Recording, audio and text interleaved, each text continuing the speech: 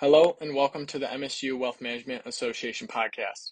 This summer, we are excited to bring back some of our favorite episodes every Monday. We hope you are having an amazing summer and expect new interviews for our next season, Season 9, in September as the school year begins. Thank you for listening and enjoy. Hello and welcome to everybody listening to the WMA podcast. And today we have someone a little bit different. James Piot, a golfer out of Michigan State University. James is a U.S. amateur champion, a Big Ten Freshman of the Year, an All Big Ten first team selection, an All-American honorable mention, set a school record for lowest scoring average, while also having academic all-district and Big Ten scholar honors by posting a 3.66 GPA while majoring in finance. Listen to James talk about work ethic and what life is like in the golf world. Hope you guys enjoy.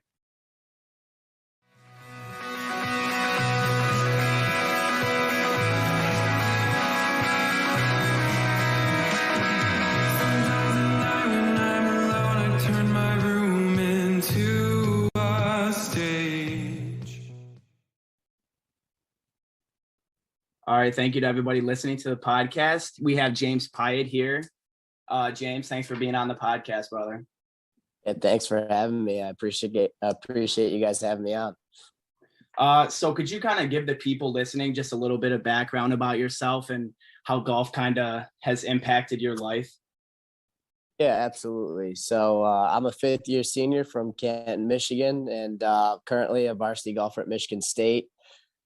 This year just won the United States Amateur Championship, which is the biggest tournament in amateur golf. So that's going to give me some opportunities to play in the Masters this spring and the U.S. Open as well. So a lot to look forward to. But since I was about 4, golf's been a huge factor for me. Just growing up, something I love to do every day, and something my family got me into. And just over the years, golf's just been kind of the big driving factor for me as far as where I wanted to go to school in my future, and just the relationships with people around me and who my friend group became. So golf's been the biggest part of my life, to say the least.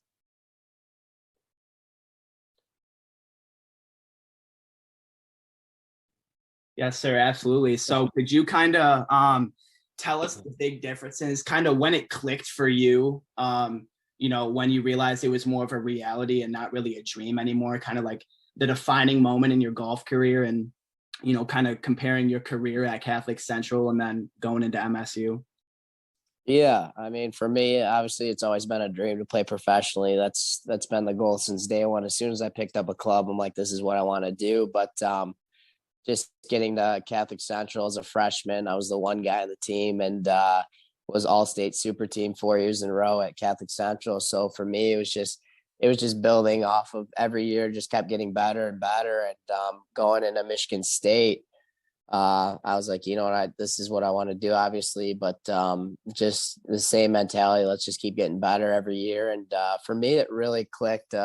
This is something I could do in life was probably last year's season. I finished top 10, 7 events in a row, and which in college golf it's pretty impressive because you have your bad weeks, and to finish top 10, 7 weeks in a row was like, all right, you're actually doing something. And finished honorable mention All-American last year. So for me, that was really a big confidence booster. And I said, you know what, this is kind of what you're meant to do, and just gave me a lot of confidence rolling into this summer. And accomplishing the USAM was obviously the biggest career booster starter possible, and changed my life for forever. So extremely blessed that happened, and that's kind of driven me to just work hard every day and just keep getting better until we get to that next stage now.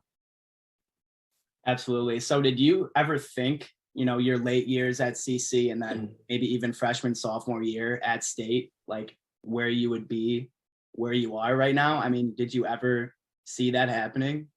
It's kind of one of those things you like dream of, but didn't actually think it happened, USAM champ, and where I am now, just, starting off at CC, my goal is always just to win every week. And that's kind of where I keep my goals, just simple, small, week by week. And just having the career I had at CC, actually looking back at it, while I'm super proud of All-State 4 years in a row, I'm like, I didn't win Mr. Golf. And there's 2 of my teammates here who did. So they have always had that above me. And at state, one of my roommates, Zach Rosendale, he won Mr. Golf our senior year. It was kind of me and him, a 2-guy race at the end, and ended up, he beat me by, in a couple tournaments by a few shots. So that kind of did it for him. But he always kind of holds that over my head. He's like, hey man, listen, well, you're kind of a big deal right now. I was Mr. Golf. So we've always had that kind of rivalry going. And, things like that always drove me. And, like I said, every year my goals just keep getting better. And, that's kind of been the mindset for me, but just kind of keeping a small chip on my shoulder and saying, while you reach this level, there's always another level to get to.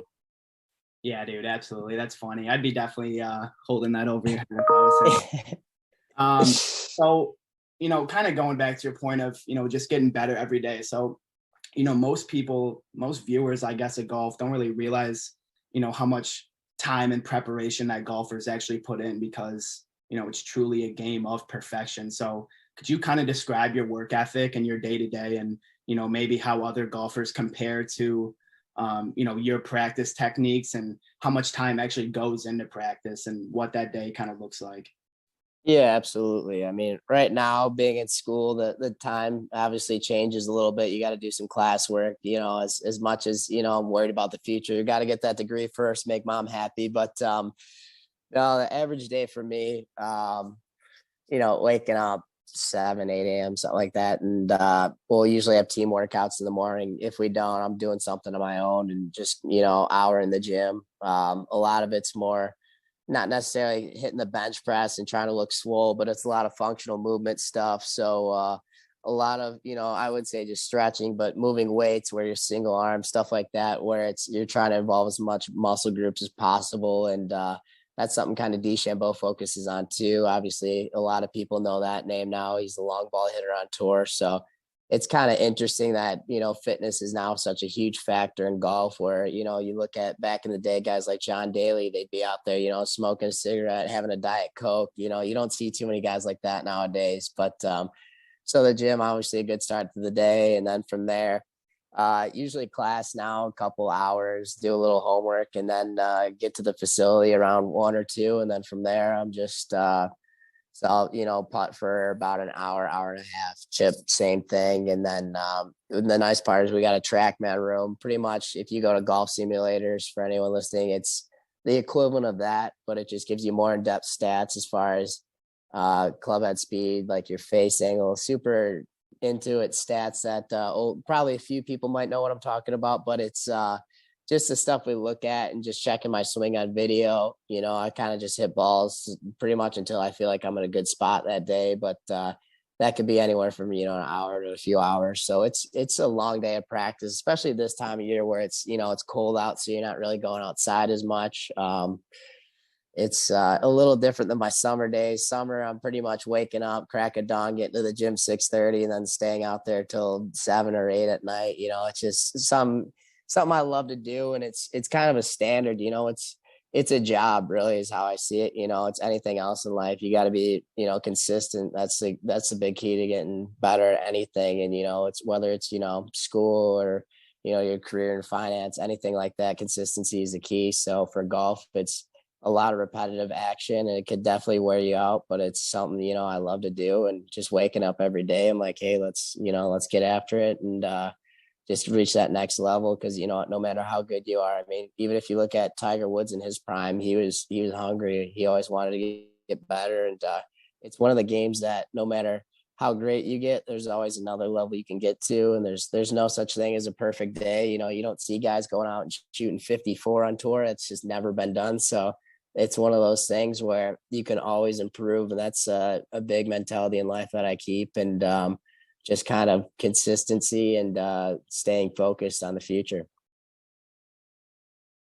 Yeah, dude, for sure. I definitely respect that. A lot of people, like I said, don't realize how much, time and effort that you put in, and, going to the range for the entire day. Like, I feel like most people that lift, they always find something, wrong with their body. Like, I got too much fat on my sides, or blah, blah, blah. And I feel like with golf, you're always correcting something every single day. So, it is a game of perfection, but no one's perfect. So you're constantly tweaking those types of things. Yeah, absolutely. I mean, it's it'll drive you mad. And the way someone's asking me like, why do you love to golf? And I sat there and I was like, you know what? It's a game that makes you mad 90% of the time. Like you're out there, you're like, wow, today's going awful. You got a lot of time in your mind too out there. It's almost as much of a mental game as it is a physical game. You got to be out there thinking about just the positives or focusing on the future. Because if you're having a rough day on the course, it is a long day out there. So it's like that 10% that keeps you coming back. You end the day on two birdies after playing your worst round of the year, and you're like, you know what, I want to do this tomorrow again. So it's Yeah. an interesting game where it tortures you half the time, but it's like those little good moments that you're like, you know what, I want to do this again tomorrow. So it's an interesting thought. Absolutely, David. That's what brings people back for sure. That's funny. No Uh, doubt. Yes, sir. so next question for you. I kind of just wanted to know how many, maybe professional golfers that you have met during your time golfing, and maybe which golfer was the most impactful for you. And then, something that they might have said that sits with you still today, and, when you play, or just any mentors that played a role in your success. Yeah. I mean, I've gotten a chance to meet a few PGA Tour pros, not too many. I know that's going to change in the future here. Probably the coolest one was Tony Finau. I actually got to play with him when I was 16 at the US Open sectional qualifier. So right before he was always a big name, but before he came like a really big name, he had to qualify for the US Open this year. We were in Springfield, Ohio. I was just, I was high school sophomore, and someone's asked me like, "Who'd you get paired with?" I'm like, "I don't know, it's Tony Finau guy." Like, dude, do you know who that is? I'm like, "Nope." Then they kind of explained to me. I got out there, and I'm like, "Oh yeah, I've seen this guy on TV." So that's pretty cool. But I mean, just talking with him, it was kind of interesting getting some insight. Just kind of play your own game, and everyone's different. That's kind of what I got from him, and it was interesting watching him play. I mean, he hit his like 3-iron right by my driver, so like our distance was not the same ballpark, but definitely fun to watch him. I'm looking forward to seeing him this spring, and getting a chance to talk with him again, see if he remembers me. But I'd say the biggest influence as far as the pros that I met was Stacy Lewis. So she's LPGA pro. I mean, she's going to be Golf Hall of Fame, no doubt, one of the best to do it. And I was at this event representing USA a couple weeks ago, and she's actually our team captain. So getting a chance to have 4 days with someone who's done such an amazing job with their career was the coolest thing ever. And she was just kind of giving me life advice and said, just be you, do your thing. Everyone's different. And she was kind of talking about the DeChambeau thing where everyone's trying to chase distance. She's like, well, you may want to do that. It may not be your game. So it's kind of stay true to who you are. Just keep doing your thing. And, there's many ways to get it done in the golf world, which is the interesting thing. And, I kind of took that to heart. So that's kind of shaped who I am. I said, let's just be you and have some fun with this whole process. Yeah, absolutely, dude. I mean, I guess that's what makes Tony a little different too. He's got that short backswing and absolutely pipes drives down the middle. So everyone Oh my God. game. Yeah. Well, he's built like a basketball player. He's about 6'7", and he's got, I mean, some lanky arms. So like me and him, I look like I could be like his son. I'm so small compared to, Yeah. he's a, yeah, he's a different human being, but he was a super nice guy. It was a cool round, cool experience. He actually qualified for the US Open that day. No surprise, but, I played one of my worst rounds of golf that day, and I was like, all right, let's just get out of his way. That was my mentality. I'm like, you know what? I'm just going to watch the show and try to soak it in. But, Yeah. it was pretty cool watching him qualify, and then seeing the success he's had now is the coolest thing ever, because I could watch on Sunday, be like, hey, I played with that guy. So Yeah. that's That's awesome. definitely been That's an something unreal awesome. experience. That's an unreal experience. Absolutely. All right. So next question scenario, you winning the last, I don't know, you won 4 consecutive holes, I think, on the back nine at the amateur championship. So could you kind of walk me through, how fast the heart was beating during those pressure shots and what was going through your mind those last few holes? Because now when you watch golf on TV, they bring up the heartbeat, the heart rate beats per minute or whatever it is. Yep. How was that for you? That's an adrenaline rush for sure. Oh my gosh. Yeah. Well, I just remember walking off the ninth green, and I'm 3 down, thinking to myself, while he's beating you, it's really, I was just playing bad golf. I didn't think to myself that he really earned it. It was more of, you're doing this to yourself. So let's bounce back. I set a goal in my head. Let's play this back 9 4 under. And I kind of tried to block out the fact that it's the US Amateur, biggest tournament. You got thousands of people watching you in person and on TV. So I kind of went my own little world there. But as weird as it sounds, you're almost more comfortable when you're losing out there than when you're winning, because it's like, bogeys are coming to whoever's winning, and you just keep playing your game and see what happens. But it's that 4 hole stretch is like, all right, we're 3 down, and then you're like, all right, 2 down. You're like, oh my God, 1 down. We got a shot at this. So they just kept coming in one after another. I'm like, all right, let's just keep playing our game, stay patient, hit the shot, stay in the moment. And then all of a sudden I'm 2 up with 3 to play. And, I hate to say it, as positive a guy I am, I was in my head, I'm just thinking, all right, you're on national TV, don't choke this now. It's literally what's going through your mind. As much as you want to believe, like, in my head, you look at me, I look focused, I'm in the zone. Like, I hate to say it, it's just like, don't choke this, man. Don't choke this. So we got to 17, and then, yeah, we get to 17 and I'm 2 up, and I drive it in that left bunker. And I'm like thinking to myself, all right, let's just get this around the hole, make a birdie, let's get it over. But also you're over the shot. And internally it's like, all right, hit this thing. And then sure enough, just over the green, I'm like, oh no, here we go. But no, hit a good one on the next one and made that putt to finish it off. So that was the coolest experience ever with my family and everyone there. But yeah, if I went back and looked at my heartbeat on that, because everyone kind of wears those, they're called whoop bands. That's what you see on TV. Everyone kind of wears those now in golf. And if you looked at my heartbeat, it would be sky high in that moment. But it was yeah, it was really cool just seeing how composed I looked on TV, going back and watching the coverage compared to how I felt internally was just 2 different stories. But end of the day, got it done. So happy to have gotten through that moment. That's awesome, bro. The champ right here. That's awesome.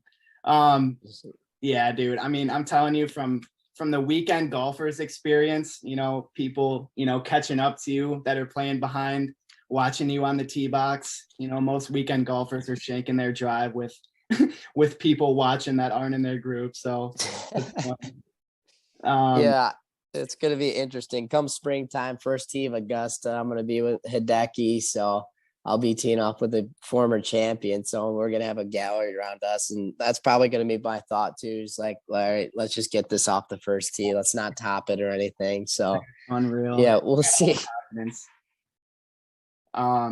So one piece of advice that you would give our listeners about anything in life, and then second part question, the question I'm most excited to ask is one piece of advice that you would give to us on the golf course for the weekend golfers. Yeah. Well, I'll go with the first one. Anything in life. I'm just a firm believer. Hard work and consistency and actions is where you see results. It kind of relates to golf, but anything in life is when you work hard, you're not always going to see results instantly, but I'm a firm believer that it eventually pays off. So golf's kind of the perfect sport for that, where you could spend every day on the driving range and not feel like you're getting better, but 2 months later, that hard work pays off. So it's kind of the same thought for anything else in life, is just be consistent with your actions. It's like going to the gym. You could sit there and do curls, every other day, and, not think your biceps are getting larger. But if you do that for, a year straight, yeah, you're going to get bigger. So it's kind of the same thing in everything. Just be consistent with your actions and work hard. And then some golf advice to get better here. Oh man, there's a lot going on there, but it's a mental game. It's a mental game. Obviously, when you start off, you got to put the reps in just to get the hand-eye coordination to hit the ball. But a lot of what I do, and a lot of what, like, the elite players, what makes them really good is just your thoughts before you hit a shot. If you're walking up to a shot thinking, I have no idea where this ball's going, you're not going to find that fairway too often. So if you watch on TV, watch some of the pros, they'll take a step back and they'll do like a deep breath. Some of them, and it looks like they're just staring into the distance, or they're laser focused. It's just them in their mind. A lot of us visualize the shot before we hit it. So I'm trying to think of a good one, but like when I have that 9-iron in there, I take a step back. You kind of see me look at the hole for a second and stop for a minute before I hit that shot. That's just me visualizing what I'm going to do there. And obviously it doesn't always happen that way, where you visualize and it goes right where you're thinking, but it obviously helps. It's just a huge factor is visualization and just seeing a positive outcome before you hit the shot. That's a big one. I mean, especially putting, a lot of the new golfers, you got a 2-footer, 3-footer where it's just outside the gimme range. Your buddies don't want to give that to you, and you're thinking in your head, please hit the cup. Like you got to just go up to it and be like, this is going in center cup. I'm feeling it, and it does make a world of difference. And it's something that it takes more than just a second to get down, because it's like you think instantly, like you can remove all the bad thoughts, but they're always going to be there. Even the best players in the world have negative thoughts creeping, but it's a lot of it's visualization and just positive thinking that makes a huge world of difference on golf. And obviously getting those reps in for the beginners before you get to that level is huge. So hopefully that response helped. If not, we could go over a whole short game, full swing lesson if you need it. Hey, that might have to come later, honestly. I do got yeah. right now. So that was definitely a good piece of advice. All right. So kind of wrapping up. Champ, what's next? What's next for the champ? What happens 1 to 3 years from now? What happens this year? What happens the next year? Yeah, so this coming spring, I'll play Bay Hill PGA Tour event in the spring, a couple weeks before Augusta, just as an amateur, get a feel for it. I got a sponsor's exemption, which is awesome. So get a little tour experience in there before the Masters a few weeks after that, and then finish out the college season with the boys here at Michigan State.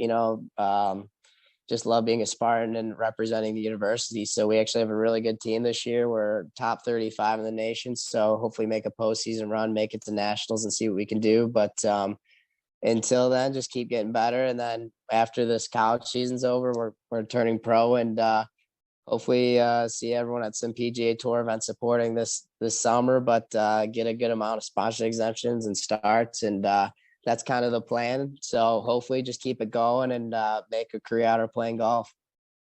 Yes, sir. Super excited to watch you on the weekends, man. I appreciate you you being on the podcast, and obviously best of luck to you. And I'm super grateful I got this opportunity, and the people listening get this opportunity to have you on, being at Michigan State, the success that you've had. It's awesome, bro. So best of luck to you, and we all wish the best. Yeah, thank you so much for having me, man. I appreciate it. Yes, sir. James Piot, everyone, the champ. If you like what you just heard, please like, comment, and share. This is Lance Mullen, producer of the MSU-WMA podcast. MSU-WMA, or Michigan State University Wealth Management Association, is a student organization part of the Eli Broad College of Business, located in East Lansing, Michigan. Our mission is to inspire and educate the next generation of financial planners. Thank you for listening to today's episode. If you enjoyed, please check out our channel on all platforms such as Spotify and Apple Podcasts, and check out our social media at MSUWMA and MSUWMA.com.